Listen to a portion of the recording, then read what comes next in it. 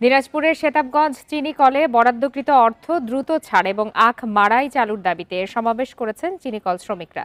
দুপুরে সেতাবগঞ্জ চিনিকলের সামনে আয়োজিত সমাবেশে বক্তারা বলেন, আওয়ামী লীগ সরকার 2020 সালের 1 ডিসেম্বর সেতাবগঞ্জ সহ 6টি চিনিকল বন্ধ করে দেয়।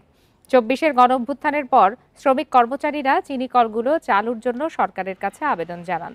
পর্যায়ক্রমে 6টি চিনিকল চালুর অনুমোদনও দেয় সরকার, কিন্তু 4টি চালু হলেও সেতাবগঞ্জ ও শ্যামপুর চিনিকলের জন্য এখনও টাকা ছাড় হয়নি।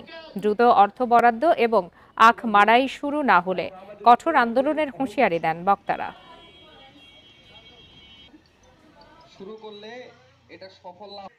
দিনাজপুরবাসীর প্রাণের দাবি, আমাদের এই সেতাবগঞ্জ চিনিকলটিকে চালু করতেই হবে।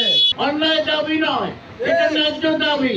এবং এই মিলগুলো চালু হলে আমাদের যে ছাঁটাইকৃত শ্রমিক যারা বসে আছে তারা কাজ পাবে।